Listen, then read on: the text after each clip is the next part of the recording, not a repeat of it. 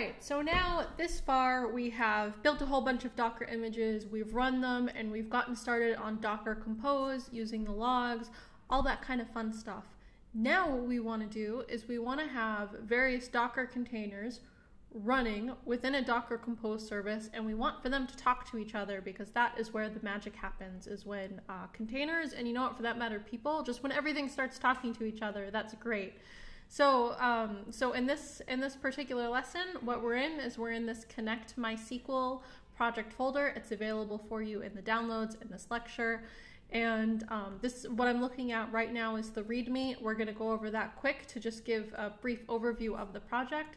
So what this is a Python plus MySQL Docker Compose development stack. So it has a container with the Python application. It has another container that the MySQL database sits in, and those two talk to each other. And and again, that's where the magic happens. So the Python application follows my usual Python project layout, where we have the Docker file, we have the conda env environment.yaml file, and then we also have a Docker Compose that brings those things together. Then and then you can also see, just for reference, you can see how to bring the stack up. You can see how to execute just a command, which we're also going to demonstrate. So we're going to demonstrate all these things. They're here in the README file for your reference. How to take the stack down, how to remove it. When you really just need to start to remove things, then this is one of my favorite Docker commands. It's just docker system prune, because it's really easy to start filling up your file system with lots and lots of Docker images. And then when you run docker system prune, it's just really satisfying. It's like, like that feeling when your house is like really, really clean for 2 minutes, and then if you have kids, they come and they mess it up. But it's like that, so you run docker system prune, and it shows you like, oh, we're deleting this image, and it saves you this much space in this one, and it will just keep on going down the line. So I guess that's enough of my love affair with docker system prune. We're going to get right into this now. So once again, here is our Docker file for our Python application. You may be wondering where the Docker file is for the MySQL. Don't. We're going to get to that too. So as usual, this is from Continuum.io, miniconda 3. We're copying the environment file. We are running our conda env create. We are setting our environmental variables, and that's it. Just quickly. I named this conda environment connect. I have my channels here, the usual things. I have the dependencies, Python 3.6, IPython, just because I really love having IPython. Again, if you don't worry about it. And then SQL Alchemy. These are all the different libraries, and I just have them all listed here. I only use one in the actual application, just for reference purposes. They're all here. You can see them. Sometimes the connection strings and things are a little bit different, but they all basically work the same. What we're trying to do is we're trying to connect to our MySQL container. So then we're going to take a look at our Docker Compose file. We're using, I don't think I went over this, but we're using version 3. They're pretty good about backwards compatibility, not too much changes. We're going to have our services. Now this is cool. This is why it's really neat to use Docker for development purposes, because so what the people do who develop Docker containers is that they realize is that most of the time people are using these as development containers, and so they'll add some really handy little helper functions, handy environmental variables, all this kind of stuff, so that you can get started pretty quickly and easily. So for instance, with the MySQL database, I have an image, MySQL, I tagged a version this time, as one should always do. I have my environmental variables, and this is neat. So I can actually set the MySQL root password, the MySQL database, the user, and the password all just here, okay? And this is cool. And this one I also set the network. We're going to talk more about networks later when we get into Docker Swarm and Kubernetes. But for right now, you can just know that that's here. We also have our Python application with our build context. The context is just this current working directory. It's right here. It's not in another one this time. We're also going to say that this one depends upon this other image being up. So we don't even want to start this until this other image is up. And this here, this is a command. This is our startup command. What this is doing is this is kind of a fun hack if you're running a container that doesn't have a process that's just constantly running in the foreground.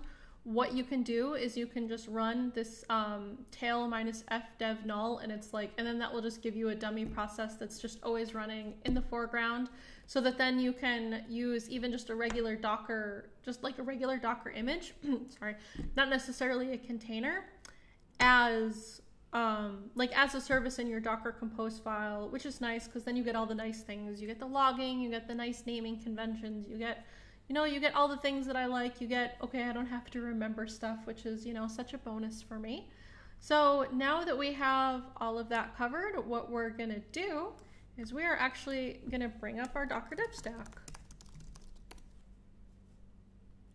So you can see, here we go, it's bringing it all up. You can see right here, MySQL DB, blah, blah, blah, blah, blah. Then it will show the port and MySQL community server. That's what you always see. And you'll also see this MySQL D ready for connection. So that's what we want to see. And then once we have that, we can actually go and we can check this out. What did I name this? Did I name this Python app? Nope.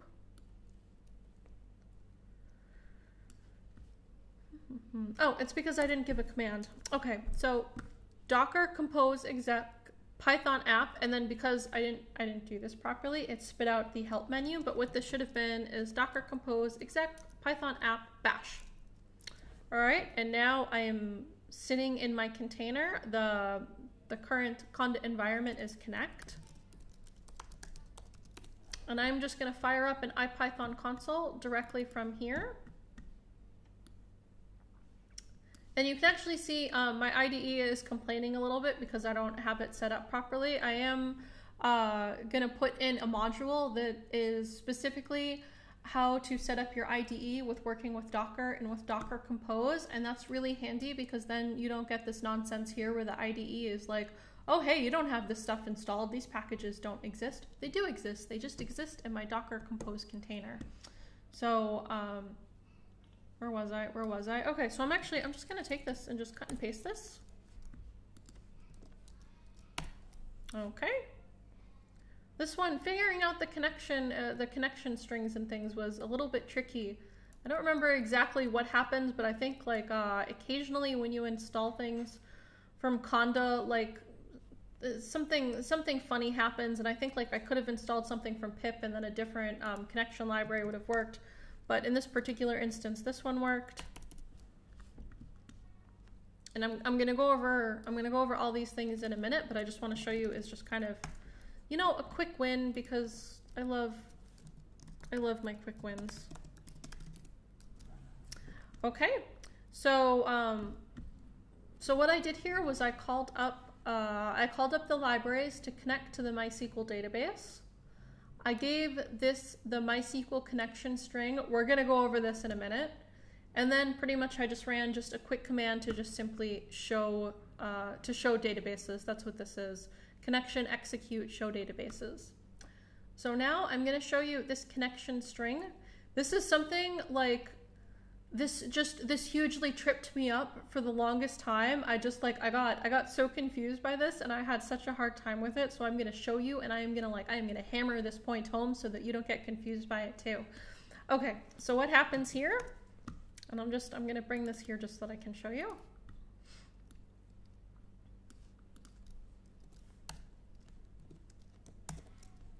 What was this? Okay, wait. What did I do? Oh, that's why. Oh my goodness.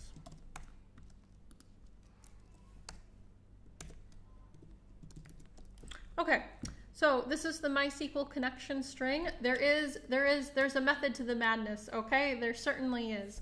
So what this is is that we named this service name MySQL_DB. Now, because Docker is cool, this service name is also going to correspond to the host name within the container. The host name of this service from the other Docker services is MySQLDB. That means, actually, I don't know if we have this installed, but okay, you see, so this means we can actually ping this host name MySQLDB, and you can see that it ping MySQLDB, and you can see that it all comes up, connect dash MySQLDB, blah, blah, blah, blah, blah. But this is all the stuff that we set in our Docker container. So this is just, it was a bit of a long-winded way of saying that the service name corresponds to the host name when you're using Docker containers to talk to other Docker containers within a single service, or within a single Docker Compose umbrella. Okay, yeah, umbrella, we're gonna go with that. Okay, so you can see that this is the connection string, and this is specific to the library, so it's MySQL plus PyMySQL, which is the driver that we're doing, and then this is handy. So what this is this is the database username, the database password at host. Okay, so once again, the host corresponds to the service name. And then the username and password, we actually set these here. We set these right here, and then because I don't know the beautiful person that designed the MySQL Docker image, but like, you're awesome. Okay, they actually have this so that you can set it as these environmental variables. You don't have to make your own MySQL like startup scripts that do this stuff. It's just done there for you. And then lastly, this port. Okay, this port, this is important. This had me tripped up for like, I don't know, I think I spent like a couple of hours one day on this problem because I kept on switching it back and forth and I wasn't getting it. This is the port inside of the container. So I didn't expose this port, but let's pretend for a minute that I did expose this port. And I exposed this port as 3307 3306. Oh my, what did I do there? Okay, so this would be the port inside the container. That's the default port of MySQL. And I'm exposing it on my host machine as 3307. Now, if I wanted to talk to the MySQL database that is sitting inside of this service, and I wanted to talk to it from my host machine, maybe say I have DataGrip or MySQL Workbench or whatever, I have any of those things installed, I'm going to use this port 3307 because that is the port on my host machine. So it would be localhost 3307. Okay, but when I am talking to it from within one of my services in that Docker Compose umbrella, I'm always using the port within the container. I'm not using the exposed port, using the port within the container. And that's why this is 3306. It doesn't matter what I change this port to. I could change it to 3308, whatever. When I'm calling it from inside, it has to be 3306 because that is the port of the MySQL service right here. So I hope that you get that. I hope that that's clear. I may just do another video like just talking about that and nothing about that. But you can see that that is how that works. What else was I gonna go over here? Okay, so we'll just head right back here. I gave you a couple of other connection strings here. Oh, okay, this was the other thing. So MySQL also has a very handy helper function where you can actually bind some data to the Docker entry point, and a lot of containers have some kind of functionality like this. So take a look for it, where you can bind or you can copy some files, and then at runtime, it will actually look for the files in this entry point and execute them. So in this particular instance, what I have here is I have my MySQL, I have a directory sitting here in my project, and then I just have some example data, which I totally got from the internet someplace. Okay, and then what actually happens is that, Let me show you. Does it come up in here? I don't remember if it comes up in the log or not.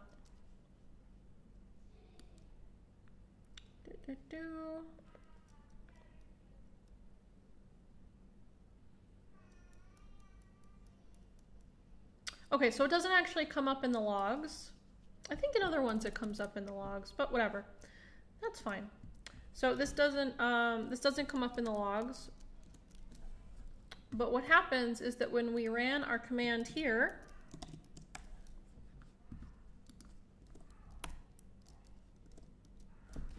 what did I do?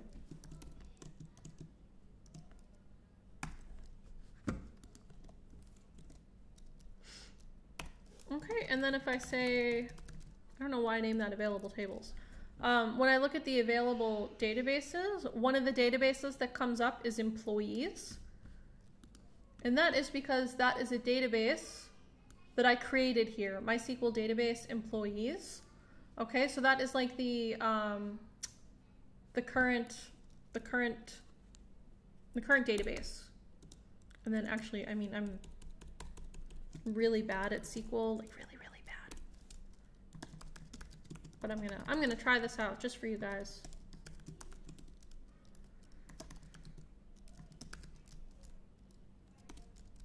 Okay, and then you can actually see that I executed this this command, show tables, you know, so on and so forth. I went and I got that, and then I can see available tables are these available tables right here.